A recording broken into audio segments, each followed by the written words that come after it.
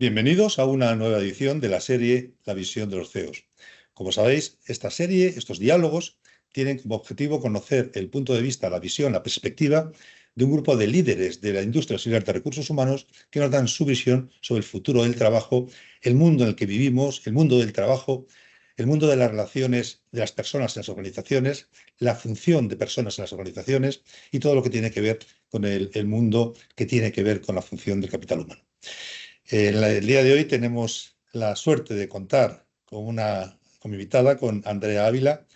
Y antes que nada, Andrea, voy a hacer un resumen rápido de tu perfil. Voy a leer un resumen rápido de tu perfil para que todos los que nos escuchan te puedan contextualizar y tengan una visión más clara de la fantástica persona que tenemos delante y profesora que tenemos delante. Bueno, Andrea cuenta con más de 30 años en la industria de los recursos humanos. En la actualidad es CEO de Randstad para Argentina, Chile y Uruguay, que como todos sabéis, cuando hablamos de Randstad, estamos hablando de la empresa líder en el ámbito del talento. La empresa líder en el ámbito mundial, no solo en los países, sino es el líder mundial del talento. Andrea es abogada por la Universidad Católica Argentina y es magíster en asesoramiento jurídico de empresas por la Universidad Austral. Recientemente cursó el programa ejecutivo de alta dirección empresarial de Columbia Business School, Executive Education. Como parte de su liderazgo empresarial, Andrea tiene más facetas, no solo la puramente empresarial y de negocios. Ella participa activamente en iniciativas en el campo social y actividades relacionadas con la sostenibilidad corporativa y la equidad de género en el ámbito laboral. Entre ellas podemos destacar su rol como presidenta de la mesa directiva de la Red Argentina del Pacto Global de Naciones Unidas en el año 2021 y 2022. Además, es miembro del Consejo Directivo de la Cámara de Agencias Privadas de Empleo e integrante del Board de Endeavor Rosario y miembro del Advisory Board del Centro de Estudios en Sustentabilidad e Innovación Social de la Universidad Austral. Como sabéis, una mujer y una profesional con muchas facetas, complementarias entre ellas. Bienvenida, Andrea, a este diálogo. Hola Juan Carlos, muchas gracias. No sé si eso de los 30 años me favorece o no, porque seguramente alguno estará sacando cálculos de mi edad, pero bueno, son los años que llevo en la industria. Un placer estar acá compartiendo con ustedes este espacio de diálogo. Muchas gracias, Andrea. Y yo creo que puedes decir con mucho orgullo lo de los 30 años, ¿eh? Sí.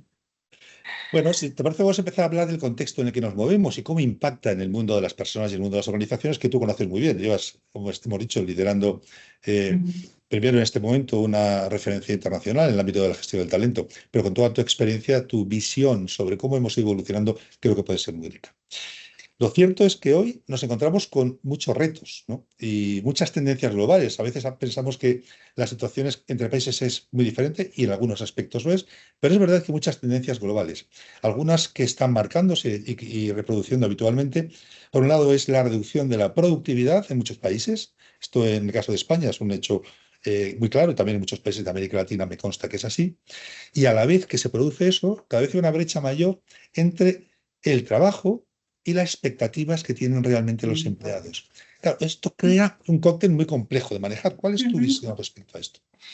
Sí, me gusta la definición de cóctel complejo de manejar. Es un contexto muy desafiante que tenemos hoy las organizaciones en la gestión del talento, en el mundo del trabajo. Particularmente yo veo dos grandes desafíos. Uno tiene que ver con lo que significa gestionar una fuerza laboral que me gusta llamar empoderada. Hoy tenemos una fuerza laboral empoderada y el otro es el contexto de cambio, ¿no?, que permanentemente vivimos en las organizaciones todos los días.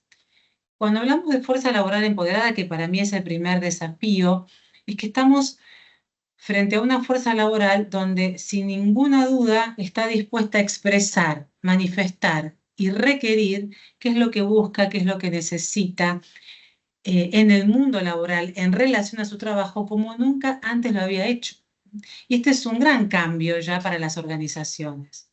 Hay una reconfiguración de las expectativas que tienen los trabajadores, que tenemos con los trabajadores, que claramente se agudizó en la pandemia y en la pospandemia que estamos viviendo hoy, porque lo que esperamos de nuestro trabajo es muy diferente de lo que esperábamos antes. Nuestro vínculo con el trabajo ha cambiado radicalmente y ha llegado para quedarse, donde no solo tenemos que hablar de una búsqueda de flexibilidad, sino también esa flexibilidad nos lleva a que reflexionemos sobre cuál es el equilibrio que queremos tener entre nuestra vida personal y el trabajo, qué es aquello que no estamos más dispuestos a negociar, lo que es innegociable, ¿no? En nuestro desarrollo profesional, hoy en el mundo de trabajo. Entonces, esa conciencia activa y expresa que tienen hoy los trabajadores interpela a las organizaciones, a los departamentos de recursos humanos, a cómo hacer espacio y lugar a esa fuerza laboral que tiene expectativas muy altas y que, como necesitamos de los trabajadores, tenemos que poder darle respuesta. Y el otro punto que te planteaba, Juan Carlos, era, bueno, estamos a una velocidad de cambio inusitada, ¿no? Entonces, es como trabajar casi sin GPS, no por no tener rumbo, sino porque hay que ir ajustando ese rumbo a una velocidad que antes no estábamos acostumbrados, ¿no? O sea, las empresas tenemos rumbo, sabemos hacia dónde queremos ir, pero las variables de rutas posibles para llegar a ese destino cambian a una velocidad inusitada, impactada fuertemente por la tecnología. Y es en ese marco donde, bueno, se genera una alta incertidumbre, ¿no? Una falta de seguridad e incertidumbre también para estos trabajadores empoderados que venía mencionando con anterioridad. Entonces, es esencial que podamos, primero, reconocer las dos situaciones. Fuerza laboral empoderada exige más de los empleadores, mucho más. Hay que descubrir qué es esa exigencia, cómo se puede equilibrar en la productividad que necesita una compañía y la exigencia que tiene el trabajador. Estamos en un campo de absoluta velocidad y de cambio constante. ¿Cómo podemos adquirir una mentalidad ágil, la famosa mentalidad agile, para poder seguir nuestro norte, pero adaptándonos a las circunstancias de mercado, de tecnología, de fuerza laboral que se nos imponen en el día a día? Sin duda, vamos, si te parece, a profundizar en estos aspectos que estás tocando. Ahora, ¿No? si prestamos atención al entorno, constantemente estamos oyendo hablar de teletrabajo, liderazgo de equipos remotos. De hecho, muchas veces en países diferentes. Tú misma eres la máxima ejecutiva de Randstad en 3 países diferentes. Cada vez es más frecuente esto. Nuestros equipos no están ni siquiera en el mismo entorno geográfico, o no necesariamente Ujú. así. Convivencia multigeneracional. Nunca ha habido, como sabemos, en las organizaciones tantas generaciones tan diversas conviviendo juntas. Inteligencia artificial, por supuesto, que es el tópico central de este momento, ¿no? Y cómo está revolucionando todo. Con todos estos elementos que complementan lo que venías diciendo, ¿cómo ves tú, cómo crees que va a ser el nuevo mundo del trabajo? Bueno, a mí me gusta decir que no es momento para ser gurú, ¿no? No es momento para ser gurú y tener la perspectiva definida de cómo va a ser el futuro del trabajo. Creo que el mercado laboral está en un cambio profundo y el desafío que tenemos es muy alto. ¿Y cómo va a ser la evolución? También hay que reconocer que es incierto, Juan Carlos. Si hablamos de la tecnología y el impacto de la tecnología, hay bibliotecas pesimistas y bibliotecas optimistas respecto a cuál va a ser el impacto en la empleabilidad de las personas a futuro en la tecnología y por ende en el mundo del trabajo. Lo que sí no tenemos duda es que nos va a impactar. Ahora, ¿cómo? ¿En qué grado? ¿En qué medida? Es lo que estamos debatiendo, ¿no? Hasta hace muy poco, o hasta en la actualidad, se habla de la tecnología como la profesión del futuro. La realidad es que las profesiones tecnológicas relacionadas con la matemática, con la ciencia, con la informática, son los empleos de la actualidad, son los empleos del presente, no son los empleos del futuro. Es lo que nos está pasando ahora, es lo que se está generando ahora. Entonces, pensar en cuáles van a ser las carreras, las profesiones del futuro en un mundo de tecnología omnipresente es de difícil predicción.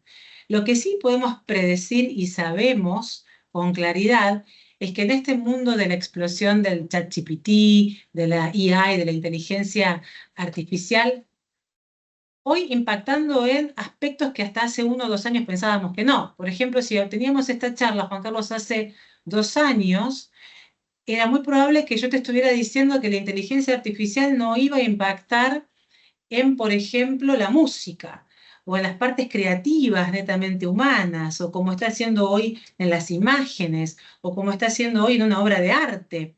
Eran hace muy pocos años atrás rubros o aspectos que decíamos, no, esto solamente nosotros, los seres humanos, podemos crear música, arte, podemos trabajar más en detalle en el diseño. Y hoy ya sabemos que no. Entonces, creo que este reconocimiento de cambio, lo que sí nos lleva es esencialmente a pensar en cómo nosotros nos vamos a preparar frente a esta irrupción. Y lo que sí tengo yo muy claro, es que tenemos que estar abiertos a aprender constantemente, a reentrenarnos constantemente para conservarnos empleables. Porque lo que sí sabemos es que nuestras competencias actuales no van a ser las que vamos a necesitar en un futuro, que nuestros conocimientos actuales, con mucha dedicación y esfuerzo, pueden tener una duración promedio de 5 años y cada vez más este plazo se acorta. Entonces, sí creo que para ser empleables en un futuro vamos a tener que aceptar que tenemos que estar en constante aprendizaje más que nunca antes, abiertos a las nuevas tecnologías, abiertos a conocer nuevas formas de hacer las cosas. Y para eso tenemos que estar dispuestos a desaprender también, ¿no? Hoy en la actualidad, muchos de nosotros interactuamos en nuestro trabajo cotidiano con seres humanos, con robótica y con inteligencia artificial para hacer nuestro trabajo. O sea, tenemos colaboradores en nuestro trabajo cotidiano que complementan nuestra función. Esto era impensado, no hace, vayámonos al 2020, cuando inició la pandemia, ¿no? No era algo que estaba en nuestras posibilidades ni siquiera imaginar. Entonces ahí creo que para darte una conclusión a este punto desde mi mirada, la capacidad de aprendizaje, la capacidad de desarrollar nuevas habilidades en forma permanente, constante, es clave para nuestra empleabilidad del futuro, cuando todavía no terminamos de saber cuáles van a ser esos empleos, porque se están generando y se están transformando día a día. Interesante lo que planteas de la necesidad de desaprender, ser capaces de aprender a desaprender, ¿no? Pero todo esto no deja de dibujar un mundo fascinante y muy retador, tanto para las empresas como para los profesionales. Creo que debemos abrazarlo con un gran entusiasmo, todos los que nos dedicamos fundamentalmente al ámbito de las personas, en las organizaciones especialmente, ¿no? Vamos a ir a un tema que está ahora en el foco, en el centro de grandes debates, porque hasta hace muy poco tiempo, en la pospandemia que comentabas tú antes, eh, y durante mucho tiempo, todo el mundo decía que el teletrabajo había llegado para quedarse. Parecía que había un consenso absoluto con el trabajo. Sin embargo, en los últimos meses, lo que estamos viendo es que referentes mundiales en el ámbito empresarial, muchos de ellos de las propias Big Tech, que fueron las primeras que abrazaron el teletrabajo, sin embargo, están hablando constantemente de la necesidad de regresar a la oficina. ¿Cuál es vuestra opinión al respecto? La tuya, Andrea, y la de tu propia compañía. ¿Creéis que se impondrá el teletrabajo, los modelos híbridos o que volveremos a un formato fundamentalmente presencial? Bueno, a mí me gusta primero contextualizar cuando recibo alguna consulta respecto del teletrabajo. ¿Cuántas somos las personas que podemos teletrabajar? Y hay que tener en cuenta que la mayoría de los trabajos, por las características, por estar en cuestiones de producción, manufactureras, comercio, atención al cliente, son presenciales. Ujú. La matriz productiva de cada país hace esto diferente, pero aproximadamente un 30% de los trabajadores de la fuerza mundial tiene la posibilidad de trabajar remotamente. Hay un 70% que no lo tiene. Y en los países que yo tengo a cargo, como Chile, Argentina y Uruguay, el 70% de los trabajadores tienen que hacerlo de forma presencial a tiempo completo, ¿no? Entonces, en ese contexto, ¿cómo le impacta esa fuerza laboral que tiene que ir el otro 30% y qué pasa con ese otro 30%, ¿no? Yo creo que hemos vivido un experimento masivo de vida donde la única opción que teníamos, salvo aquellos trabajadores que tenían que concurrir para que, por ejemplo, vos o yo, tú o yo, Juan Carlos, podamos tener comida en nuestras casas, tenían que ir a fabricarla. Ese experimento se vivió en muy poquito tiempo, estuvimos todos los que podíamos teletrabajar en nuestros hogares haciéndolo. Y ese experimento, que a mí me gusta llamarlo experimento, demostró que el trabajo remoto era posible. Esto produjo diferentes impactos conforme a las culturas organizacionales, más allá de si estaban o no preparadas tecnológicamente. Y en definitiva, hoy es un fenómeno que llegó para quedarse, ¿no? Yo creo que llegó para quedarse. Ahora estamos debatiendo, y las diferentes empresas debaten, cuántos días, ¿no? ¿Cuántos días estoy en casa? ¿Cuántos días voy a la oficina? ¿Con qué propósito voy a la oficina? ¿Voy a la oficina para estar todo el día haciendo videollamadas? ¿Voy a la oficina para no relacionarme con ningún compañero? ¿Para no tener un intercambio? ¿Cuál es el propósito que tiene el concurrir a la oficina? ¿Y cuál es el propósito que tiene esta flexibilidad que hoy la mayoría de los trabajadores nos plantean, ¿no? Requieren. Y cómo trabajamos esa tensión, ¿no? De vamos a la oficina porque bajó nuestra productividad, pero yo me quiero quedar en casa, y en esa tensión, ¿cómo reencontramos el equilibrio? ¿Cómo reencontramos el equilibrio? No necesariamente tienen que ser opuestos. No tenemos que vivir en esta polaridad de blanco y negro que muchas veces los seres humanos atravesamos, ¿no? Y queremos resolverlo de un lado o del otro. Yo creo que estamos en un proceso de evaluación. Las compañías están evaluando cuál es el mejor formato, tomando en cuenta cuál es la necesidad real de presencialidad, cuál es la necesidad. Cuando hablo de la necesidad real, es no prejuzgar. No prejuzgar como si se tratara de una situación simple de resolver. Bueno, volvemos todos a la oficina como era prepandemia, o todos nos quedamos en un esquema de flexibilidad. Lo primero que hay que reconocer es que el talento que necesitamos para nuestras organizaciones nos piden cierto grado de flexibilidad. Entonces ahí aparece un nuevo mundo, que es la Workplace Value Proposition, o cuál es la propuesta de valor que hacemos para que nuestros trabajadores quieran y deseen venir a trabajar a nuestras oficinas, a las oficinas, para mejorar la productividad, para compartir con sus compañeros, para generar espacios creativos. Está claro que la creatividad, la generación de nuevas ideas, el aprendizaje en la tarea se realiza mucho mejor si lo hacemos con otros y no lo hacemos híbridamente, lo hacemos realmente con un compañero que está al lado. Yo siempre doy un ejemplo muy sencillo. Empecé a trabajar hoy en Randstad, me dieron el proceso de inducción, tengo un montón de información respecto de cómo hacer mi trabajo. Si tengo una duda y tengo que ubicar a mi jefe, lo haré, pero voy a tener un periodo de tiempo para poder hacerlo. Si quiero consultar a un compañero, también tendré otro periodo de tiempo para hacerlo. Si estoy en la oficina y tengo a mi jefe y a mi compañero, será cuestión de que me mueva de mi escritorio y lo consulte a mi compañero o a mi jefe, o incluso al compañero de otra área si está cercano, para poder aprender y resolver esa tarea. Es decir, el trabajo presencial nos agrega valor como seres humanos en nuestros procesos de aprendizaje, y agrega valor también a la compañía a la cual pertenecemos. Pero quiero quedarme para cerrar esta pregunta con esto, con cuál es la propuesta de valor para la cual vamos a nuestras oficinas, y en esa contradicción y en esa tensión tenemos que buscar cuál es la mejor solución. ¿Sabes por qué? Porque también se está dando una contradicción. En muchos países han aflorado los espacios de coworking o de hot desk, por ejemplo, que nuestros propios trabajadores deciden ir en sus propios barrios a trabajar porque desean salir de sus hogares. Este es un fenómeno que es incipiente, pero se ve.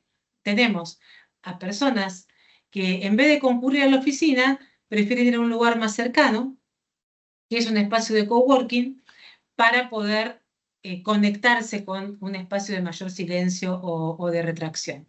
También, Juan Carlos, es muy diferente cuando vivís en una gran ciudad que en una ciudad más pequeña. Normalmente vemos una mayor tendencia en las ciudades de menor población y de menor geografía, la concurrencia en la oficina es más espontánea, mucho más espontánea, porque el traslado es más corto, porque la interacción es diferente, que en las grandes urbes, donde normalmente estaban diseñadas para tener grandes trayectos muertos entre tu trabajo, de tiempo muerto entre tu trabajo y la oficina. Entonces, creo que el desafío acá está en que las empresas tenemos que buscar múltiples soluciones para abordar esto, hasta incluso revisar a dónde alocamos nuestras oficinas hoy, a dónde vive nuestro personal, que antes no era algo que estuviéramos en análisis, y cuál es el equilibrio real para mejorar la productividad de nuestras compañías y también hasta animo a decirme felicidad de nuestros trabajadores. Si tenemos trabajadores disconformes, no vamos a tener trabajadores más productivos, aunque lo tengamos full time sentados en nuestros espacios físicos. Duda, Andrea. Vamos, si te parece, ahora a hacer una pequeña parada para conocer algo más sobre vosotros también, ¿no? Sobre los proyectos que estáis trabajando en Randstad. Estamos en los primeros meses del año y me gustaría preguntarte, por tu propia experiencia, ¿no? ¿Cuáles son los proyectos que más os están entusiasmando, os entusiasman para esta primera parte del año, para este primer semestre? ¿En qué estáis? Este es un año, si hablamos puntualmente de Chile, muy importante para la operación. También es un año al cual arribamos, luego de haber lanzado a nivel mundial en el 2024 la nueva estrategia corporativa de Partner for Talent, socio del talento. Es una estrategia focalizada en la especialización, donde queremos poder especializarnos en perfiles para atender a mejor al talento, que cada vez es más escaso, para atender cada vez mejor a los clientes, donde necesitan de nuestros servicios. Entonces, la materialización y realización de esta estrategia de Partner for Talent es clave. También principalmente alinear todo nuestro trabajo comercial en aprovechar las fortalezas individuales que tenemos en cada uno de los países que tengo a cargo para potenciar los negocios, desarrollar los clientes de manera integral en la región que podríamos llamar Cono Sur, muchas veces se identifica de esta manera. Nos hemos propuesto ser la compañía más equitativa y especializada del mundo, ¿no? Entonces, es un gran desafío esta ambición de Partner for Talent, y esta especialización nos va a llevar a tener un conocimiento mucho más profundo de cada sector para brindar soluciones customizadas. Entonces, este 2025 nos interpela, nos desafía a poder consolidar los cambios, a poder seguir creciendo e invirtiendo como lo estamos haciendo en el mercado chileno, a lanzar nuevas formas de posicionar nuestra marca en el mercado. Particularmente este año vamos a estar lanzando por primera vez en Chile el estudio de Randstad Employer Brand Research, un estudio sobre marca empleadora que venimos haciendo a nivel mundial desde hace más de 25 años. Es un estudio que hacemos en 34 países. Justamente es el año del 65 aniversario de Randstad a nivel mundial, y vamos a aprovechar este aniversario para lanzar este estudio tan importante en el mercado chileno, que nos va a permitir saber cuáles son las empresas más atractivas para trabajar, elegidas por los trabajadores chilenos, y esto entendemos que va a potenciar muchísimo nuestra posibilidad de crecimiento en el mercado. Estamos realmente muy entusiasmados por este proyecto, que también venimos desarrollando en Argentina y Uruguay desde hace más de una década. ¿Por qué tanta importancia sobre la marca empleadora y por qué te menciono este hito como especial? Precisamente porque el talento es cada vez más escaso, esta es una tendencia mundial, y porque poder ser atractivos para el talento es esencial para cualquier compañía, Todas las empresas tenemos que saber realmente cómo somos percibidos por el talento para ser elegidos como empleadores, ¿no? En esto que hablaba hace un inicio de la fuerza laboral empoderada.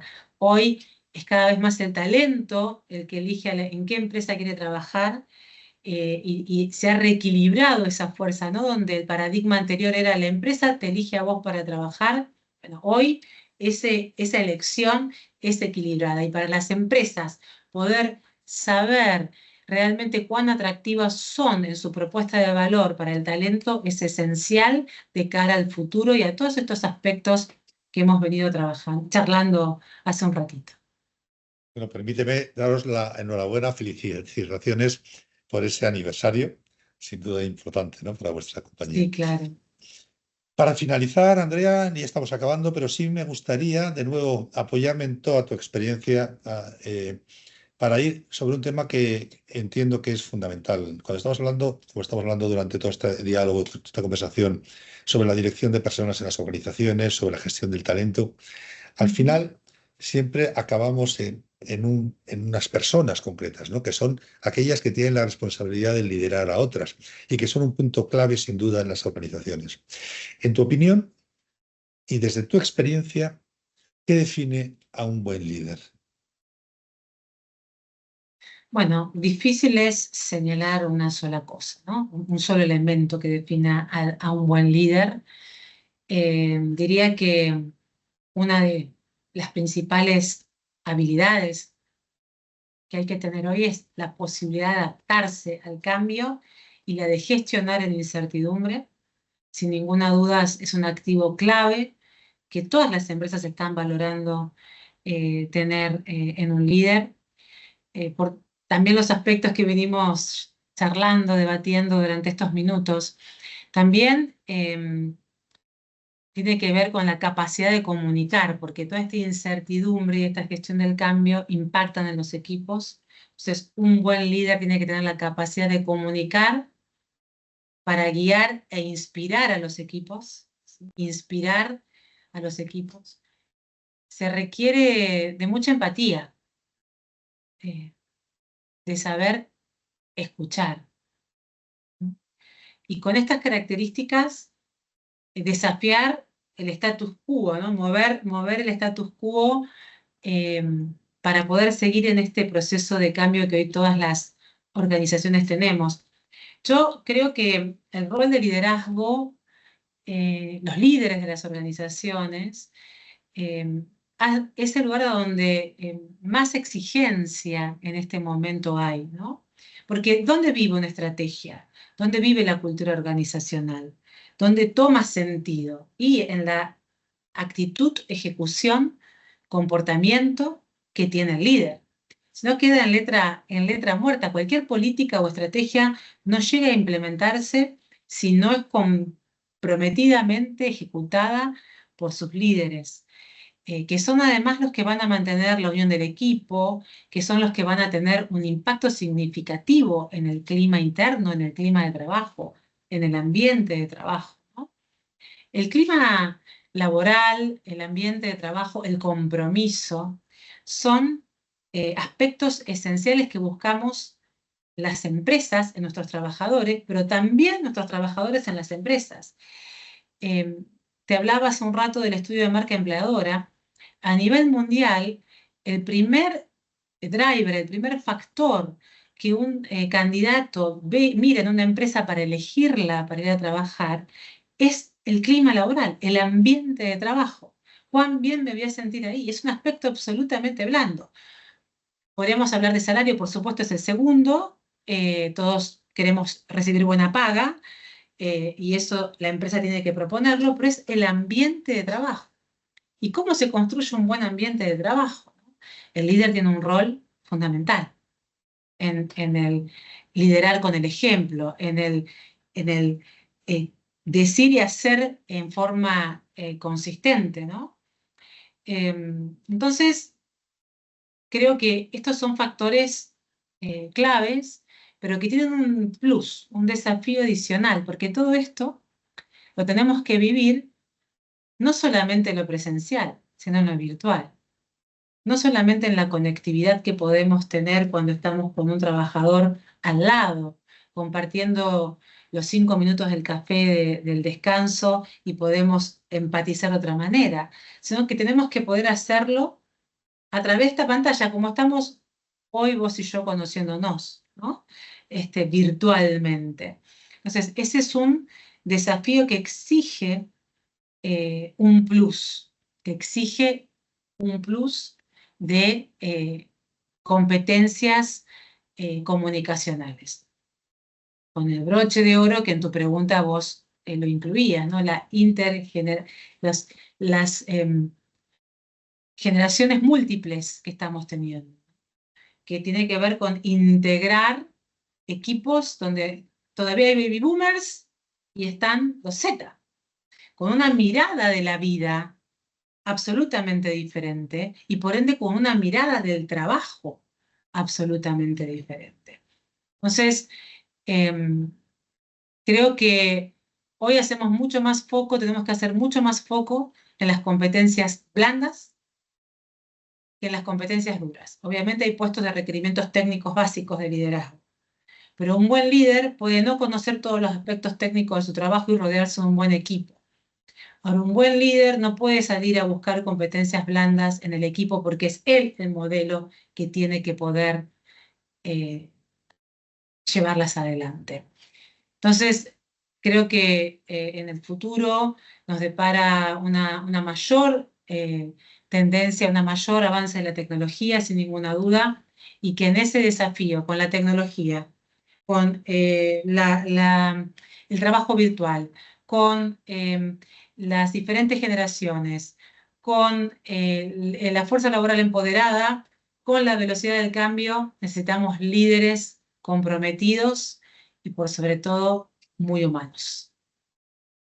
Sin duda, Andrea.